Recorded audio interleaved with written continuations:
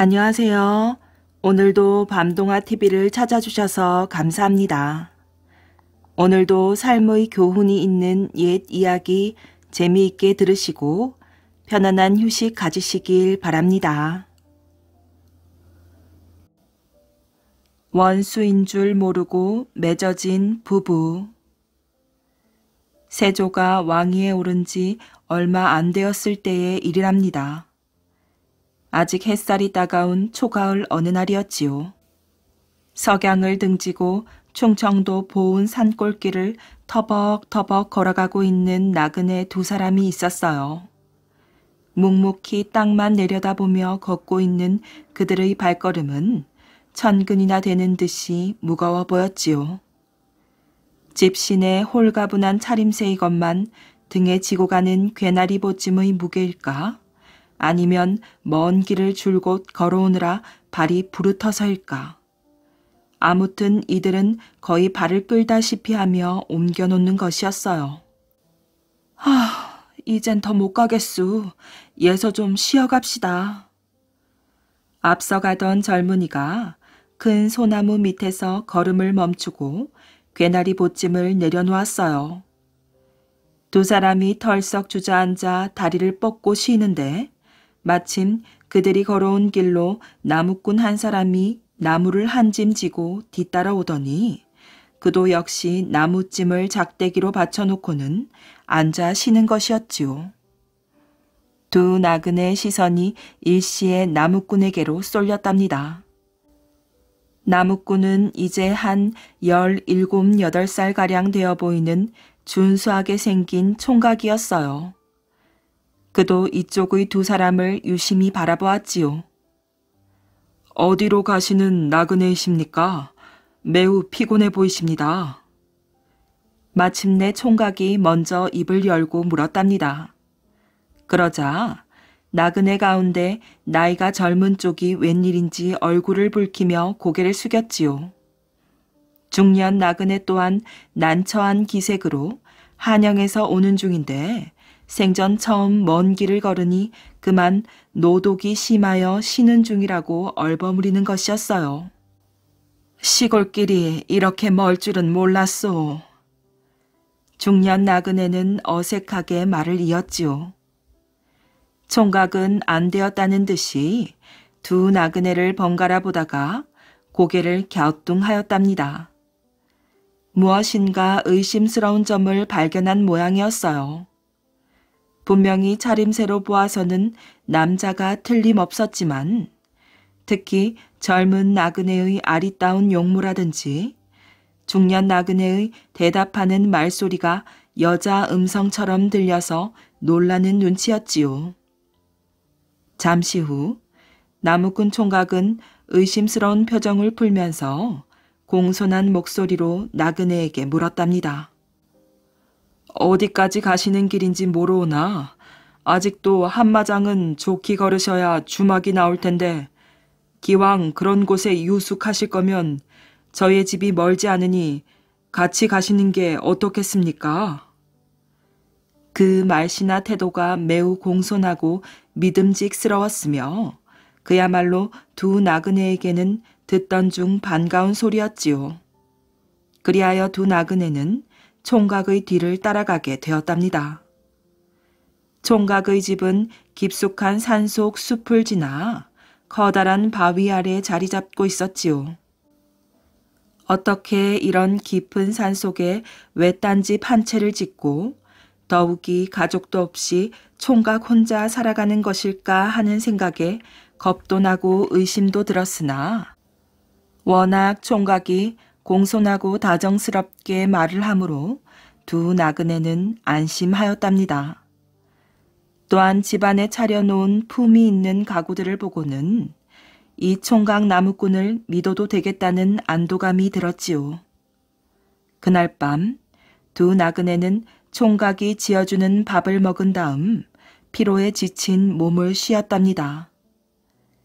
이튿날 아침이 되자 중년 나그네는 괴나리 보찜에서 한 움큼의 보물을 꺼내어 총각에게 건네며 팔아서 생활비로 쓰라고 하였지요. 총각은 보물을 보더니 깜짝 놀라면서 아니, 이 물건을 어디서 가져오셨습니까? 이건 궁궐에나 있을 법한 물건인데요. 지금 이런 걸 잘못 팔았다가는 큰일 납니다. 어서 감추어 두십시오. 나도 몇 해 정도 먹고 살 준비는 되어 있습니다. 하고 사양하는 것이었어요. 그럭저럭 두 나그네는 며칠을 이 집에서 더 쉬었답니다. 하루 이틀 지나는 동안 총각은 아무래도 두 사람이 범상한 인물이 아니라는 사실과 또 두 사람이 모두 여인이라는 것을 알게 되었지요. 며칠 후 중년 나그네가 총각을 불러서 말하였어요. 저희는 본시 서울 대갓집 교수들이 온데 큰 화를 당해 변장하고 숨어 다니는 중이옵니다. 이제 다행히 좋은 주인을 만나 다 말씀드리는 것이오니 아무쪼록 우릴 계속 숨겨주십시오. 그 말을 들은 총각의 얼굴빛이 순간 달라지며 총각의 눈에도 눈물이 글썽거렸어요.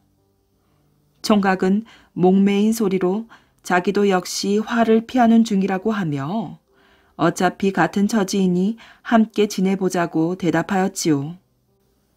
그 뒤 그들은 한솥밥을 먹고 한방에서 기거를 하게 되었어요. 당연히 젊은 나그네와 나무꾼 사이에는 정이 들어 좋은 날을 가려 청수를 떠놓고 성례를 하여 부부가 되었답니다. 부부의 혼례를 올린 후 남편이 된 나무꾼 총각이 먼저 물었지요. 당신은 대체 어느 댁 따님이시오? 우리 기왕 부부가 되었으니 숨길 것이 무엇이겠소? 그러나 색시는 수줍은 듯이 차마 말을 못하고 고개를 숙인 채 눈물만 떨어뜨릴 뿐이었지요. 이것을 본 중년 부인이 숨겨온 자신들의 신상에 관한 이야기를 대신 털어놓았어요. 세조 임금에게는 딸이 하나 있었답니다. 이 딸은 어려서부터 매우 슬기롭고 영특하여 가족의 귀여움을 독차지하며 자라났지요. 그런데 세조가 김종서 등 여러 늙은 대신들을 죽이고 마침내 단종을 몰아낸 후 왕위에 오르자 딸은 이를 몹시 안타깝게 여기면서 아버님, 왜 어진 재상들을 모두 죽이시나이까? 그리고 어린 왕이 가엾지도 않으세요? 하고 항의 비슷하게 말하였지요. 그러나 어린 딸의 말 한마디쯤으로 마음을 돌릴 세조가 아니었어요. 성삼문 등 충신들을 잇따라 죽이고 어린 단종까지 영월로 내쫓아 살해하여 버리자 공주는 비통한 눈물을 금치 못하면서 부왕 세조를 향해 간청하였지요. 아바마마, 어쩌자고 충신들을 그처럼 참혹하게 죽이시고 이제 또 죄 없는 상황마저 살해하시나이까. 후세에 아바마마를 어떻게 부르겠사오리까. 너무하시나이다. 하고는 말문이 막혀 말을 잇지 못하고 통곡하였어요. 이 말을 들은 세조는 크게 노하였지요. 어린 계집애가 방정스럽게 무슨 쓸데없는 잔소리냐. 너도 같이 죽어보련. 펄펄 뛰는 세조의 기세로 봐서 딸 하나쯤 해치는 것도 가능해 보였어요. 생각다 못한 어머니는 금은 폐물을 한 보따리 사서 유모에게 맡기며 이대로 있다가는 공주의 목숨이 위태롭겠다. 어디든지 모시고 가서 내가 부를 때까지 숨어 살도록 하거라. 하고 당부하였지요. 그리고 세조에게는 딸이 앓다가 그만 죽었다고 거짓말을 해버렸어요. 남자 옷으로 변장을 하고 궁궐을 빠져나온 두 사람은 실은 공주와 그녀를 돌보는 유모였답니다. 그러나 세상 천지 어디로 갈 것인가요? 구중궁궐 깊은 곳에서만 살아온 그녀에게 궁궐 밖이란 그저 캄캄한 세상일 뿐이었어요. 공주는 유모가 가자는 대로 정처 없이 발길을 옮겨가며 낮에는 쉬고 밤이면 걸어서 이 보은 땅까지 내려오게 된 것이지요. 그러다가 다행히 마음씨 좋은 나무꾼 총각을 만나 혼례까지 치르게 된 것이었어요. 한숨과 눈물 속에 이야기를 다 듣고 난 신랑은 갑자기 일어나더니 공주를 향해 2번 절을 하고는 목매인 소리로 자기의 신분을 밝히기 시작했답니다. 당초에 귀하신 분들인 줄은 짐작했습니다만 참으로 이렇게 귀한 분인 줄은 몰랐습니다. 이 사람은 김종서의 둘째 손자올시다. 집안이 온통 도륙을 당할 때 친절한 하인의 주선으로 도망쳐 나와 이곳에 숨어 살게 된 것입니다. 참으로 얄궂은 인연이었어요. 엄밀히 따져 공주와 나무꾼은 원수지간이나 다름없었지요. 차츰 서로를 알게 되고 경계심이 누그러지자 그들은 공주가 갖고 온 보물들을 팔아 마을로 내려가 살기 시작하였어요. 그곳에 집과 땅을 사고 따뜻한 보금자리를 마련한 것이었지요. 세월이 흘러 2 사람 사이에는 귀여운 아들, 딸도 태어났답니다. 그런데 그 무렵 세조는 전신에 부스럼이 나기 시작하더니 백약이 무효로 도무지 가라앉지를 않았지요. 이 부스럼은 꿈에 현덕 왕후가 세조에게 침을 뱉었기 때문에 도단한 것이라고 하였어요. 세조는 궁궐을 박차고 나와 병이 낫기를 기도드리기 위해 명산대차를 찾아다니고 있었지요. 때마침 왕이 충청도 속리산 법주사로 행차한다는 소문이 들려왔답니다. 공주와 나무꾼 내외가 사는 집은 바로 이 속리산으로 들어가는 초입 길가에 있었지요. 오랫동안 그리던 아버지가 지나간다는 말을 들은 공주는 그날 아침 6살짜리 아들과 4살짜리 딸을 불러놓고 오늘 이 앞으로 상감마마의 행차가 지나신단다. 상감마마는 이 나라의 임금이시고 너희의 외할아버지가 되시는 분이야. 하며 무심코 이야기해 주었어요. 그날 오후 요란스러운 물럭거라 소리와 함께 세조의 행차가 이 마을에 도착을 하였고 마을 앞에 잠시 머무르며 쉬게 되었지요. 이에 동네 아이들은 일제히 행차 주변에 몰려들어 구경을 하느라 난리가 아니었답니다. 공주네 아들, 딸, 남매도 앞장서서 뛰어나와 임금 일행을 신기한 듯이 구경하고 있었지요. 세조는 무심히 그 아이들을 내다보았어요. 맨 앞에 서 있는 2 어린 남매가 유난히 신경 쓰이는 것이었지요. 생김새며 차림새가 여러 다른 아이들과는 달라 보였어요. 그런데다가 2 어린애의 모습이 옛날에 죽었다고 알고 있는 자기 딸의 얼굴과 너무도 흡사하다는 사실을 느끼게 되었지요. 그래서 세조는 문득 마음이 동하여 그 2 아이를 가까이 불러놓고 머리를 쓰다듬으며 여러 가지를 물어보았어요. 핏줄은 속일 수 없는 법, 핏줄에게 쏠리는 정은 어쩔 수 없는 것인지 세조는 이내 그 아이들이 자기 딸이 낳은 아이들이라는 것을 아이가 무심히 하는 말을 듣고 알게 되었지요.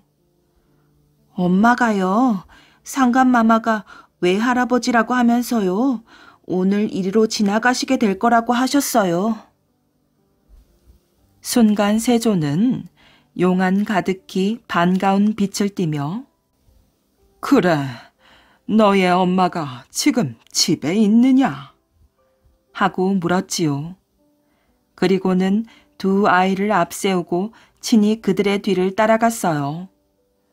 집 안으로 들어가 보니 마침 젊은 여인 하나가 흐느껴 울고 있다가 버선발로 뛰어나와 세조 앞에 엎드리는 것이었어요.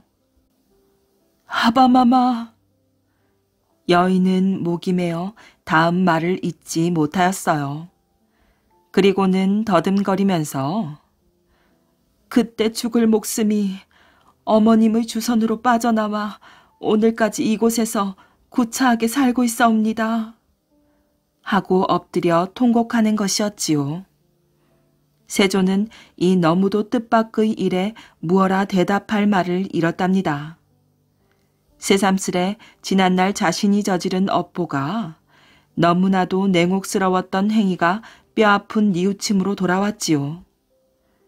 이윽고 세조는 천천히 입을 열어 내 너의 어미 말만 믿고 네가 이미 이 세상에 없는 줄로만 알았구나. 내가 너무 지나쳤었다. 과거는 어쩔 수 없는 일. 그래, 네 남편은 누구며 지금 어디에 있느냐? 하고 물었어요. 공주는 옷깃을 여미고 자신이 김종서의 손자와 만나 같이 지내다가 결혼하여 여기에 와서 살게 된 경위를 자세히 말하였지요. 이야기를 다 듣고 난 세조는 또다시 긴 한숨을 내쉬면서 말하였답니다. 하기야, 김종서 장군이 무슨 죄가 있었겠느냐. 그의 손자가 너의 남편이 되었다니 이것도 운명인 게지. 지난 일은 다 덮어두고 네가 이제 여기 살고 있다는 것을 안 이상 내 어찌 그냥 둘 수가 있겠느냐. 서울로 올라가면 이내 부마궁을 마련해 놓을 터이니 두 내외가 다 올라오도록 하라. 이렇게 당부하고 세조는 떠나갔어요. 그때부터 이 보은 고을에는 다음과 같은 이별가가 불리기 시작하였어요. 너를 두고 가긴 가나 넋둔 새의 넋이로다. 간다 한들 아주 가며 아주 간들 잊을 소냐. 만권 씻어 불 놓을 때 이별 잊자 왜 두었노. 이별 잊자 불을 놓고 만날 봉자 쓰려무나. 북이 갖고 싶던 소년. 옛날에 가난한 홀어머니와 아들이 살았답니다. 아들은 마음씨가 착해서 어머니 일을 곧잘 거들었지요. 생활이 힘들어도 불평하는 법이 없었고요. 소녀는 어머니만 곁에 있다면 누더기 옷을 입거나 장난감이 없는 것쯤은 아무렇지도 않았지요. 그런데 소년에게는 남모르는 소망이 있었답니다. 소녀는 북이 너무너무 갖고 싶었거든요. 어느 날 어머니가 곡식을 팔러 장에 가면서 물었어요. 시장에서 뭐 좀 사다 줄까? 소녀는 망설이다가 대답하였어요. 북이 갖고 싶어요. 사줄 형편이 아닌 건 알지만 정말로 북을 갖고 싶어요. 소년의 짐작이 맞았지요. 어머니는 북을 살 돈이 없었답니다. 애써 키운 곡식을 장에 내다 팔아도 겨우 몇 푼밖에 못 벌었고 그것으로는 두 식구 입에 풀칠하기도 힘들었으니까요.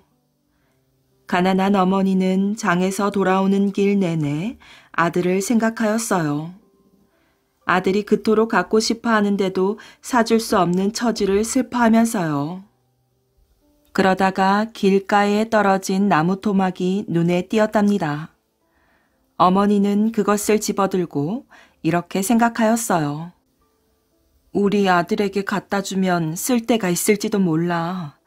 별거 아니지만 어딘가 쓸모가 있겠지. 소녀는 어머니한테 나무 토막을 받긴 했지만 그것을 어디다 써야 할지 몰랐지요. 하지만 일단 고맙다고 인사하고는 그것을 가지고 밖으로 놀러 나갔답니다. 소녀는 지나가다가 어떤 할머니가 화덕 옆에 무릎을 꿇고 있는 것을 보았지요. 할머니는 땔감으로 쓰는 말린 쇠똥에 불을 붙이려 했지만 불은 붙지 않고 매캐한 연기만 자욱히 피어올랐어요. 할머니가 눈물을 흘리자 소녀는 왜 우느냐고 물었지요. 불이 안 붙어서 그런단다. 할머니의 대답을 듣고 소녀는 나무 토막을 내밀었어요. 이거 받으세요. 불을 피우는데 도움이 될지도 몰라요. 과연 얼마 안 있어 할머니는 불을 피웠지요. 할머니는 소년에게 고맙다면서 화덕에서 둥글고 납작한 차파티스 빵을 구워주었어요. 소년은 빵을 받아들고 가다가 옹기장이의 아내를 만났답니다. 옹기장이의 아내는 어린 아이를 안고 있었는데 아무리 달래도 아이가 울음을 그치지 않는 것이었어요. 소년이 큰 소리로 물었지요. 아이가 왜 우나요? 옹기장이의 아내가 대답하였어요. 배가 고파서 그렇단다. 아이에게 먹일 게 아무것도 없거든. 소녀는 들고 있던 차파티스 빵을 우는 아이에게 주었답니다. 아이는 울음을 뚝 그치고 빵을 오물오물거리며 먹기 시작했어요.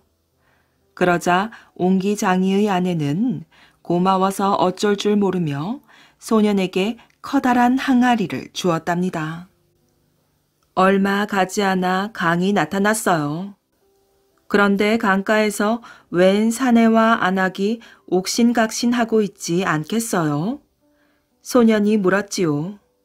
왜들 싸우세요? 사내가 대답하였어요. 나는 세탁소를 하는데 방금 집사람이 하나밖에 없는 빨래 삶는 그릇을 깨뜨렸지 뭐냐. 이제 빨래를 못하게 되었으니 눈앞이 캄캄하구나. 듣고 보니 항아리만 있으면 간단히 풀릴 문제였어요. 그래서 소녀는 가지고 있던 항아리를 선뜻 내주었지요. 이렇게 고마울 때가? 사내는 무척 고마워하며 담례로 외투를 주었답니다. 소녀는 계속 가다가 말을 끌고 가는 사람을 만났지요. 그런데 그 사람은 속옷만 걸친 채 쫄딱 젖은 몸을 덜덜 떨고 있지 않겠어요? 소녀는 사내에게 다가가 물었답니다. 옷은 어떻게 된 거예요? 왜 이렇게 젖으셨어요? 사내가 대답하였지요. 아이고, 친척 집에 가는 길에 말 탄 강도를 만나지 뭐냐. 그놈이 내 옷을 빼앗고는 나를 강물에 빠뜨려서 이 지경이 되었단다. 그러자 소녀는 세탁소 주인에게서 받은 외투를 주었지요. 그럼 이걸 입으세요. 사내는 더없이 고마워하며 외투를 입었답니다. 그리고는 이렇게 말하는 것이었어요. 이 말을 가지렴. 그 강도가 두고 갔는데 어차피 나한테는 필요 없단다. 그렇게 해서 소녀는 말을 얻게 되었어요. 잠시 후 소녀는 작은 나무 그늘 아래 모여있는 사람들을 만났답니다.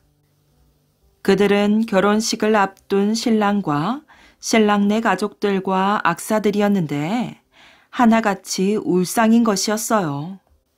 소녀는 이상하다는 듯이 물었지요. 왜 그렇게 슬퍼하세요? 신랑의 아버지가 말하였어요. 우린 신랑이 타고 갈 말을 기다리고 있단다. 말이 빨리 오지 않으면 결혼식에 늦을 텐데 말을 끌고 오기로 한 사람이 깜깜무소식이지 뭐냐. 소녀는 사정을 듣자 신랑에게 자기 말을 주었답니다. 네 덕분에 결혼식을 무사히 치르겠구나. 신랑은 뛸 듯이 기뻐하며 소리쳤지요. 그리고는 돌아서서 아버지와 악사와 이야기를 하더니 소년에게 북을 주는 게 아니겠어요? 고마워서 그러니 이 북을 받아주렴. 소년은 얼굴이 기쁨으로 환하게 밝아졌어요. 그리고는 큰 소리로 인사하였지요. 고맙습니다. 전 북이 정말 갖고 싶었어요. 정말 고맙습니다. 행복하세요. 소녀는 집까지 한달음에 뛰어왔어요. 그리고는 길가에서 주워온 나무 토막이 어떻게 북이 되었는지 처음부터 끝까지 어머니에게 들려주었지요. 어머니는 이야기를 들으면서도 계속 믿어지지 않는다는 듯이 그 북을 바라보았답니다. 사마장자가 받은 벌. 엄청난 재산을 가진 사마장자는 몹시 구두쇠인데다가 마음씨도 나빴답니다. 그는 곡식이 썩어서 두엄이 되고 돈이 너무 많아 썩어서 개천물이 되어도 남을 도와줄 줄 몰랐지요. 다만 하루에 천리를 달리는 귀한 말이 있는데 이 말에게만은 정성을 다해 좋은 먹이를 주며 끔찍하게 아꼈답니다. 더구나 그 많은 재물을 두고도 조상에게 제사를 지낼 때 음식을 차려놓지 않고 돈을 올려놓고 제사를 지낼 생각을 하는 사람이었어요. 사마장자의 죄를 늘어놓자면 수도 없이 많았지요. 남에게 곡식을 빌려줄 때는 작은 말로 주고 받을 때는 큰 말로 받은 죄, 아침에 빚을 주고 당장 저녁에 이자를 쳐서 받은 죄, 쌀을 팔거나 꿔줄 때 모래를 섞어서 주는 죄, 간장을 빌리러 오면 빗물을 섞어서 주는 죄, 남의 김치를 빼앗아 남을 주는 죄, 새끼 벤 개를 걷어찬 죄, 일부러 거짓말을 하여 사람들을 골탕 먹이는 죄 등 이루 헤아릴 수가 없었답니다. 이것을 보다 못한 염라대왕이 사마장자의 꿈에 나타났지요. 사마장자의 꿈은 이상하게도 자기가 먹는 은수저가 새 동강으로 부러지고 뒤뜰에 있는 고목나무를 새 도막으로 잘라 다시 5 도막으로 이어 보이고 마당에 청색 깃발과 홍색 깃발이 나부끼는 꿈이었어요. 사마장자는 이 꿈이 자기가 죽을 꿈인 것을 알았지요. 그는 자다 말고 일어나 세수를 하고 깨끗한 옷을 입었답니다. 급히 가족들을 불러 꿈 이야기를 하였지요. 용한 점쟁이한테 점을 쳐보십시오. 며느리가 말하였어요. 그 좋은 생각이다. 그래, 가장 용한 점쟁이가 누구냐? 소강절이라는 점쟁이가 가장 유명합니다. 며느리의 말에 사마장자는 소강절을 찾아갔지요. 사마장자를 본 소강절은 깜짝 놀랐답니다. 구두쇠가 점을 다 치러 왔으니 놀란 것이지요. 소강절이 점을 쳐봤더니 사마장자는 곧 죽는다는 점괘가 나왔어요.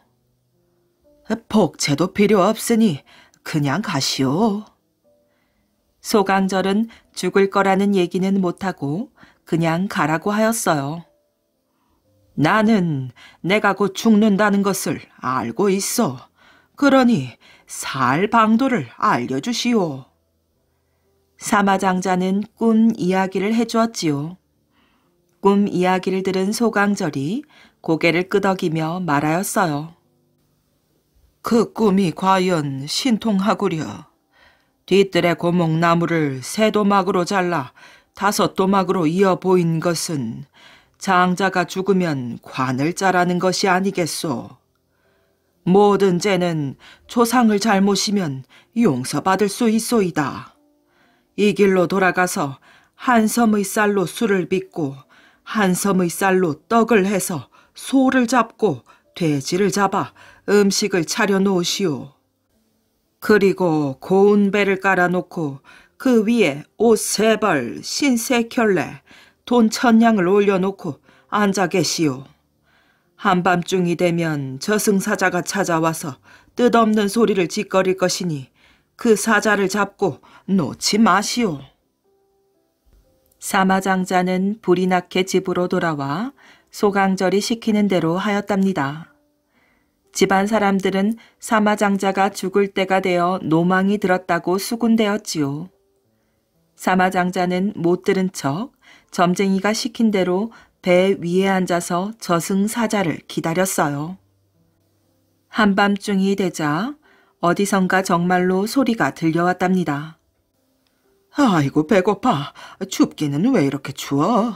이럴 적에 누군가가 옷 3벌하고 밥 3그릇만 주면 죽을 목숨도 살려주련만. 이어서 또 다른 목소리가 들렸지요.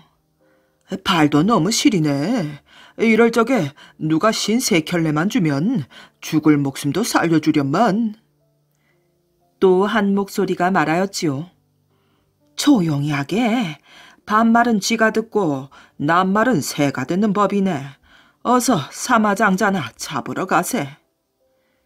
사마장자는 등에서 식은땀이 흘렀답니다. 이 음식을 잡수시고 이 옷을 입으시고 이 신발을 신으시오. 저승사자 한 사람이 물었지요. 이 음식과 옷과 신발은 누구의 것인가? 사마장자는 미리 가르쳐주면 안 될 것 같아 이렇게 말하였어요. 이 음식을 잡수시고 옷을 입으시고 신을 신으신 다음 가르쳐 드리겠소. 저승사자들은 너무 춥고 배가 고팠으므로 음식을 먹고 옷을 입은 다음 신을 신었어요. 사마장자는 얼른 돈 1000냥을 내밀었지요. 염라대왕께서 사마장자를 잡으러 사자를 보낸다고 하기에 음식을 준비하였습니다. 부디 이 돈 1000냥을 받으시고 사마장자를 살려주십시오. 저승사자들은 당황하였어요. 이 옷과 음식과 신발이 사마장자의 것인 줄 알았다면 안 먹고 안 입고 안 신는 것인데 참으로 난처하게 되었구나. 이 동네에 너와 이름이 같은 사람이 없느냐? 사마장자가 대답하였어요. 우마장자가 있습니다. 저승사자들은 사마장자 대신 우마장자를 잡으러 갔지요. 초저녁에 친구와 장기를 두던 우마장자는 갑자기 죽고 말았어요. 저승사자들이 우마장자를 데리고 염라대왕에게 갔답니다. 사마장자를 잡아왔습니다. 저승사자들은 염라대왕에게 거짓말을 하였어요. 염라대왕은 우마장자를 칼산 지옥에 가두어 놓고 쇠사슬로 때리며 호통을 쳤답니다. 네 이놈 사마장자야. 너는 갑자기 하늘에서 떨어졌느냐 땅에서 솟아났느냐. 조상 없이 네가 생긴 줄 알았느냐. 조상을 공경할 줄 모르는 놈은 10번 죽어도 싸다.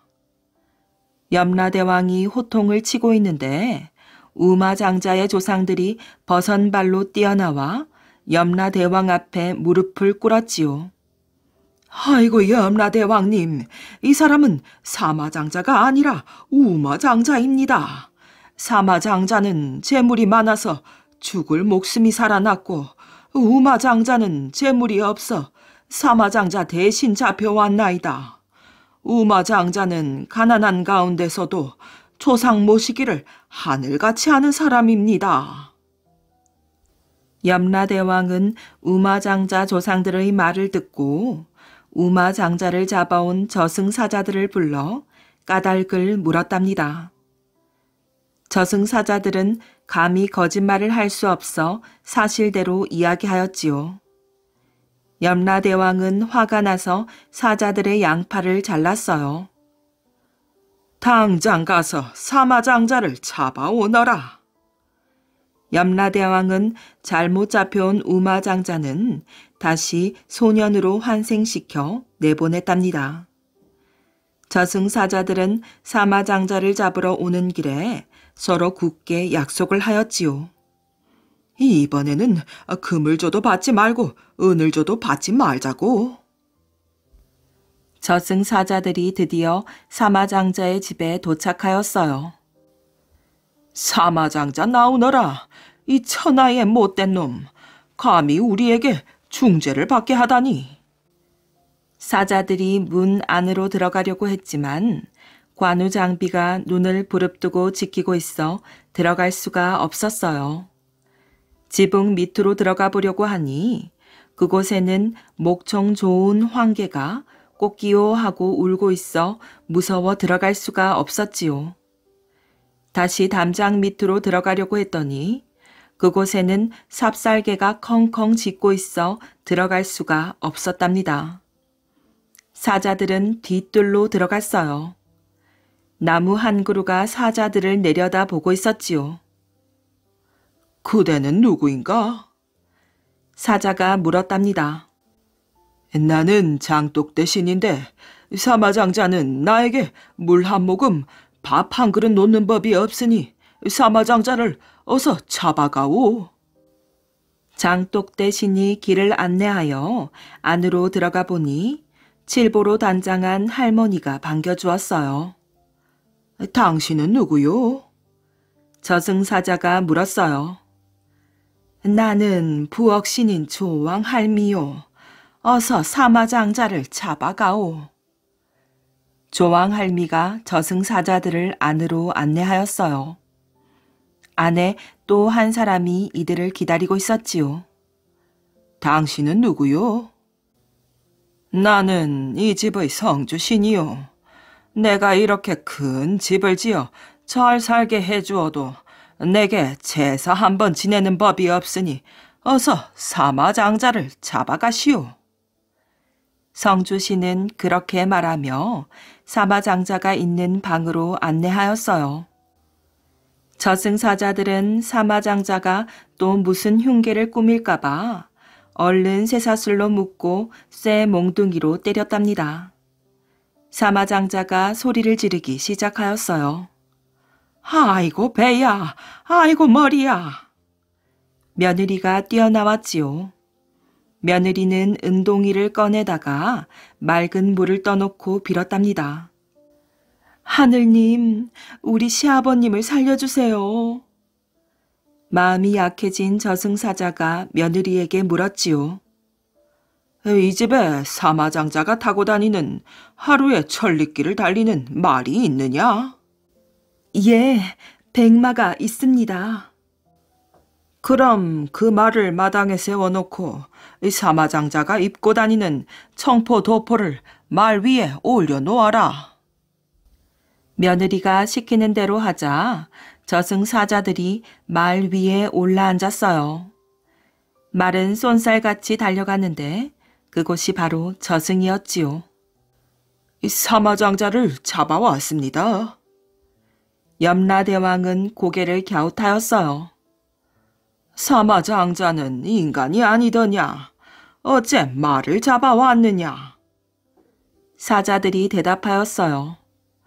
사마장자는 짐승이나 마찬가지입니다.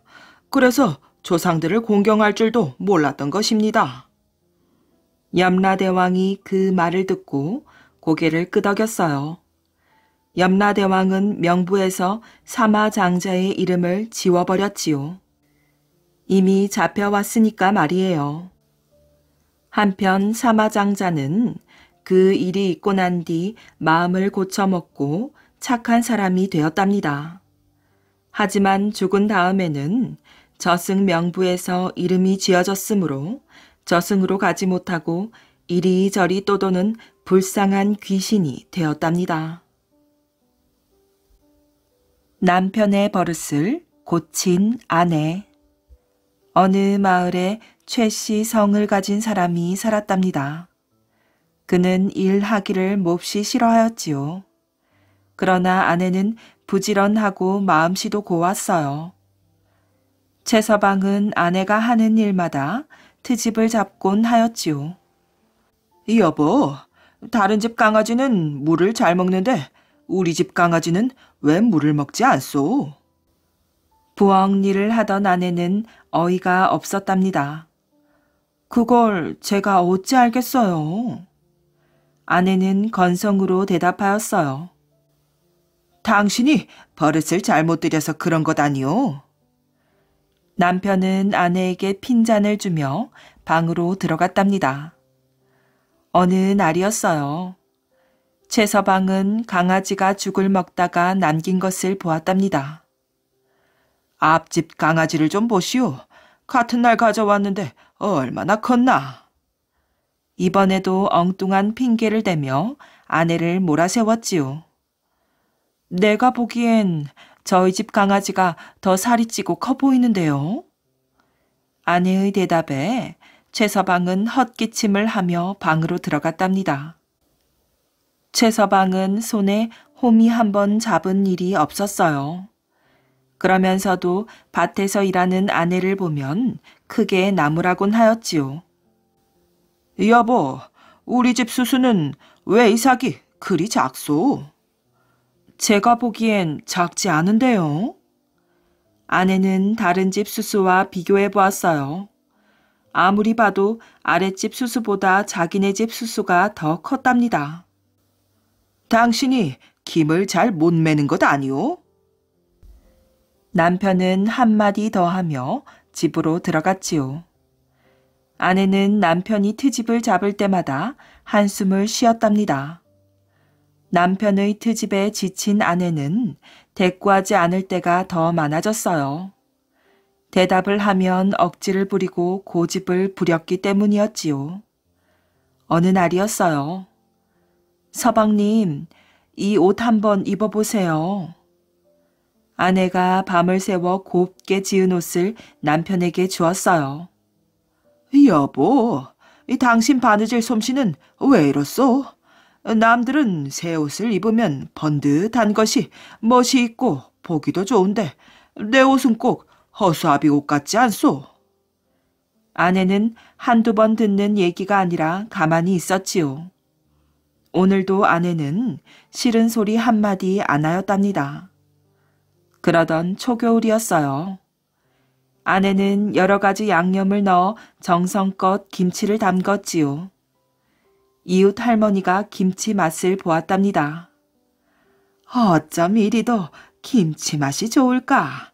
내게 조금만 나눠주시게. 네, 그러지요. 아내는 담근 김치를 그릇에 담아주었어요. 저녁 밥상에 새로 담근 김치를 한 그릇 담아가지고 왔답니다. 오늘 담근 김치예요. 맛이 어떤가 보세요. 남편은 김치를 집어 맛을 보았어요. 여보, 이 김치 맛이 왜 이렇소? 왜 그러세요? 아내도 그 사이 김치가 이상해진 줄 알고 맛을 보았답니다. 저는 아무렇지도 않은데요. 같은 무 배추로 만든 건데 다른 집 김치 맛은 좋더란 말이오. 남편의 말에 아내는 더 이상 참을 수가 없었답니다. 뭐든지 삐딱하게만 보는 남편이 보기 싫었지요. 어떻게 하면 이 버릇을 고칠 수 있을까? 아내는 고민하였어요. 여보, 당신은 매일 트집만 잡으니 도대체 좋다는 건 하나도 없습니까? 아내는 근심 어린 표정으로 남편에게 물었지요. 남편의 얼굴이 짜증스럽게 변하였어요. 다른 집 여자들처럼 잘 만들란 말이오. 당신은 제주도 좋지 않소. 그렇다면 잠깐 기다리세요. 아내가 밖으로 나갔지요. 밖으로 나간 아내는 자신이 만든 김치를 다른 그릇에 담아 가지고 왔어요. 자요. 이웃집에서 가져온 김치니까 맛을 보세요. 아내는 밥상에 새 김치 그릇을 올려놓았어요. 최서방은 김치를 집어 맛을 보았답니다. 이것 보시오.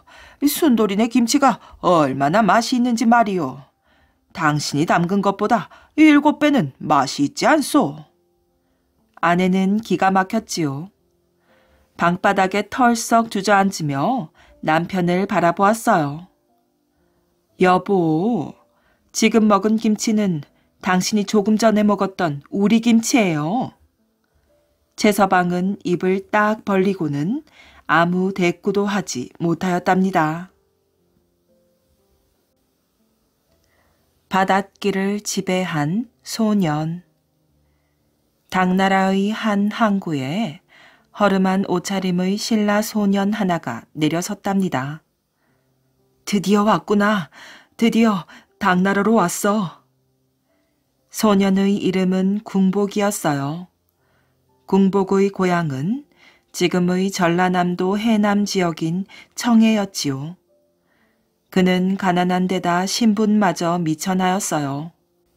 굶기를 밥 먹듯 해도 길을 가다 쓰러져 죽어도 누구 하나 안타까워하지 않을 정도였지요. 그렇기 때문에 아무리 재주가 뛰어나도 출세에 대한 꿈을 가질 수 없었답니다. 신라는 철저한 신분제 사회라 신분에 따라 할 수 있는 일이 정해져 있었거든요. 그래서 궁복은 결심하였어요. 당나라로 건너가기로 말이지요. 당나라에서는 신분에 상관없이 능력만 있으면 출세할 수 있다고 들었거든요. 당나라에서 자리를 잡은 궁복은 곧 당나라 군대에 들어가기로 마음먹었답니다. 궁복은 활쏘기의 명수였고 말을 타고 창을 쓰는 재주는 따를 자가 없었지요. 게다가 당시 당나라는 나란히 어수선해 여기저기서 반란이 일어났기 때문에 군인이 많이 필요했답니다. 궁복은 물 만난 고기처럼 마음껏 자신의 재주를 뽐내었어요. 그 덕에 빠르게 승진도 할 수 있었지요. 그러나 궁복은 군대를 나오기로 결심했답니다. 언제까지나 싸우면서 살 수는 없는 일이야. 군대를 나온 궁복은 장사를 시작하였어요. 당시 당나라에는 신라 장사꾼이 많았지요. 궁복처럼 가난과 신분의 굴레에서 벗어나고자 했던 이들이 대부분이었답니다. 궁복은 이들 가운데 하나가 되어 당나라 곳곳을 누비며 장사를 하였지요. 궁복은 타고난 장사꾼이었어요. 어떤 품목을 어디에 팔아야 가장 큰 이문이 남을지를 귀신같이 알았답니다. 또 사람의 마음을 헤아리는 재주가 뛰어나 흥정도 잘하였지요.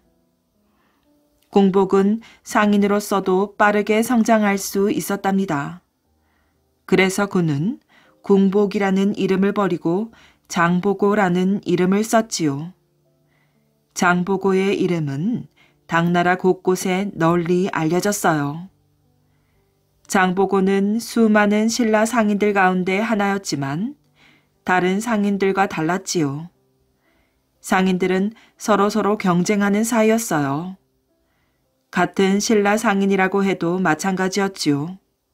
그러나 장보고는 달랐답니다. 신라 상인이라면 무조건 도와주고 신라 상인들끼리는 서로서로 돕게 하였지요. 그렇게 신라 상인들이 자기들끼리 똘똘 뭉쳐 다른 상인들을 상대하자 신라 상인들의 힘이 점점 세졌답니다. 다른 상인들은 상대가 되지 않았어요. 장보고는 그 신라 상인들의 가장 높은 곳에 우뚝 서게 되었지요. 일본에서는 장보고의 이름을 보물 보자에 높을 고자를 써 보물을 많이 획득했다는 의미로 불렀을 정도로 장보고는 큰 부를 쌓았답니다. 신라의 구석진 바닷가 출신의 미천한 소년 궁복이 거상 장보고가 된 것이지요. 828년 장보고는 마침내 신라의 도읍 설하벌을 찾았답니다. 그는 신라의 42대 왕인 흥덕왕을 만나 이렇게 말하였어요. 소신 장보고 대왕께 한 가지 청이 있어 이렇게 왔사옵니다. 장보고는 당나라 황제도 부럽지 않다고 들었는데 허허 내게 부탁할 일이 무엇이오? 흥덕왕의 말에 장보고는 간곡하게 대답하였지요. 제가 당나라에 있으면서 노예들을 많이 보았습니다. 그 가운데에는 우리 신라인들도 많았는데 그들을 볼 때마다 제 형제가 팔려가는 것처럼 마음이 아팠습니다. 제가 아무리 큰 돈을 벌었다고 한들 그들을 모두 구해줄 수가 있겠습니까? 그래서 제가 우리 신라인들을 노예로 잡아다 파는 해적들을 소탕하고자 하옵니다. 흥덕왕은 고개를 끄덕였어요. 해적들의 극성이 심하다는 것은 나도 익히 들어 알고 있소. 그런데 내게 무엇을 도와달라는 말이오? 대왕마마, 제게 청해에 진을 세울 수 있도록 허락해 주시옵소서. 청해는 해적들이 드나드는 길목에 있어 해적들을 감시하고 소탕하기에 알맞은 곳이옵니다. 제가 그곳에서 군대를 양성해 해적들을 소탕하겠나이다. 흥덕왕은 생각에 잠겼지요. 과연 장보고라는 자에게 땅을 주고 군사를 양성하게 하는 것이 자신에게 유리한지 불리한지 따져본 것이랍니다. 일단 골칫거리인 해적을 소탕해 준다니 그것은 다시 생각할 필요도 없이 고마운 일이었어요. 군대를 기른다는 것도 나쁘지만은 않았답니다. 장보고의 군대를 잘만 이용한다면. 당시 신라는 왕위 다툼으로 어지러울 때였지요. 이럴 때 장보고가 군대를 기르고 그 군대를 자신 편으로 만들 수만 있다면 큰 힘이 될 것이었어요. 그래서 흥덕왕은 장보고의 정을 흔쾌히 받아들였답니다. 좋소. 청해에 진을 설치하고 해적을 소탕하도록 하시오. 흥덕왕의 허락을 받은 장보고는 곧 청해로 내려가 진을 설치하였어요. 그리고 그곳에서 1만 명의 군대를 길렀지요. 장보고는 이들을 이끌고 바다로 나아갔답니다. 바다를 오가며 상인들의 배를 노리는 해적을 소탕하고 해적들의 근거지를 파괴하였지요. 또 청해진의 군사들을 상인들의 배에 태워 상인들을 보호하였답니다. 이로써 장보고는 당나라와 신라 그리고 일본을 오가는 백기를 완전히 손에 넣게 되었어요. 신라의 작은 바닷가 마을의 가난하고 미천했던 소년 궁복은 이제 당나라와 신라, 일본을 손에 쥔 거상이자 바닷길을 지배하는 제왕이 된 것이랍니다. 양산복과 치원대. 옛날에 김정승 부인과 이정승 부인이 있었답니다. 두 사람은 매우 친하였지요. 어느 날 두 사람은 함께 빨래를 하러 갔어요. 빨래를 하고 있는데 까마귀 한 마리가 몰고 가던 배를 떨어뜨렸지요. 두 사람은 배를 반으로 나누어서 김정승 부인은 꼭지가 붙은 쪽을 먹고 이정승 부인은 꼭지가 없는 쪽을 먹었답니다. 그런뒤 김정승 부인과 이정승 부인은 똑같이 태기가 있더니 10달 뒤에 아기를 낳았지요. 꼭지가 붙은 쪽을 먹은 김정승 부인은 아들을 낳았고 이정승 부인은 딸을 낳았답니다. 이정승 부인은 딸을 낳고도 아들을 낳았다며 딸에게 남자 옷을 입혀 키웠지요. 김정승 부인의 아들은 이름이 양산복이었고 이정승 부인의 딸은 치원대라고 하였답니다. 양산복과 치원대는 나이가 들자 금강사라는 절로 공부를 하러 가게 되었어요. 둘은 한 방에서 공부를 하였지요. 양산복은 치원대가 여자인 줄 꿈에도 몰랐답니다. 어느덧 두 아이의 나이가 16이 되었지요. 나이가 많아지자 치원대의 몸은 어딘가 여자티가 나기 시작하였어요. 양산복은 의문이 생겼지요. 혹시 치원대는 여자가 아닐까? 아무리 살펴보아도 치원대는 여자 같았어요. 그렇다고 옷을 벗겨볼 수도 없는 일이었지요. 어느 날 양산복은 치원대에게 말하였답니다. 치원대야, 날도 더운데 우리 개울에 목욕하러 가자.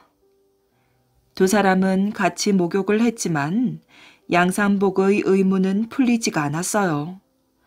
치원대가 옷을 다 벗지 않았기 때문이지요. 치원대야, 우리 오줌을 누워서 누가 멀리 가는지 내기하자. 양산복은 치원대가 남자인가 여자인가 알아보려고 별개를 다 내었어요. 오줌 누기 시합을 해보아도 알 수가 없었지요. 치원대의 오줌발이 가늘고 힘이 있어 양산복보다 멀리 나갔거든요. 양산복은 생각다 못해 다시 꾀를 내었답니다.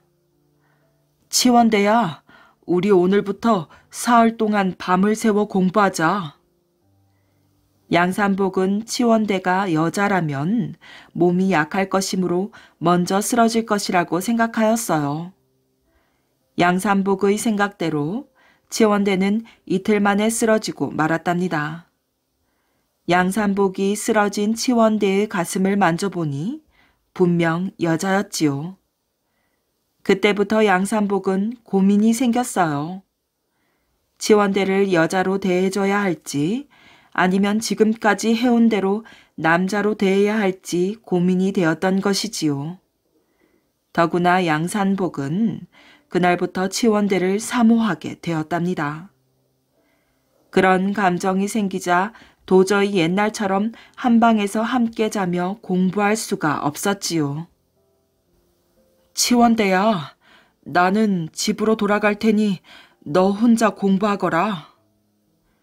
양산복은 훌쩍 집으로 돌아왔지만 치원대를 사모하는 마음이 깊어져 상사병이 생기고 말았답니다.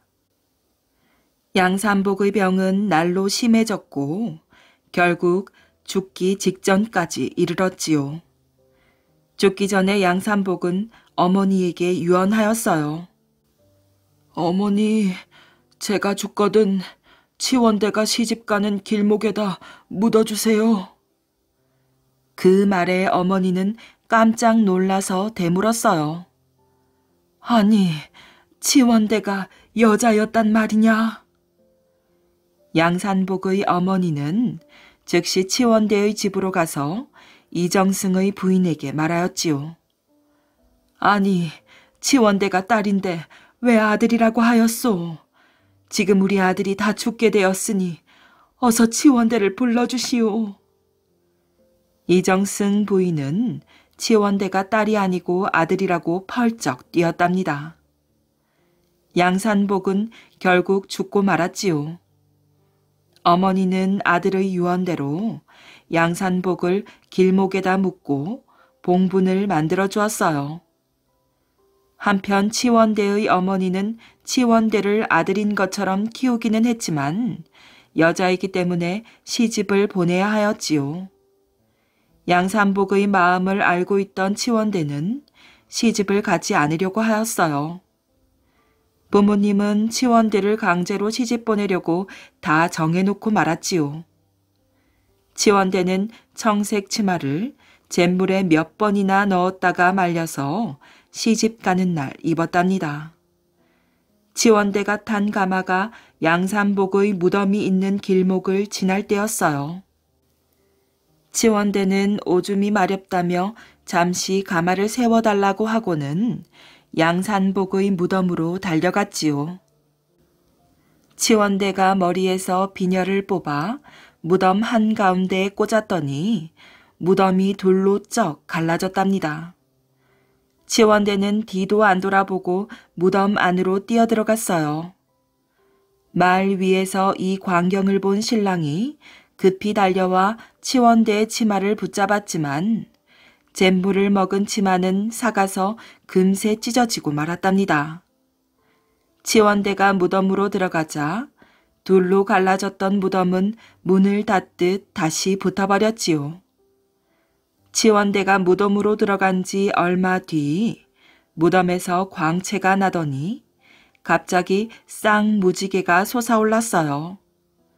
치원대와 양산복은 이 무지개를 타고 하늘로 올라갔답니다.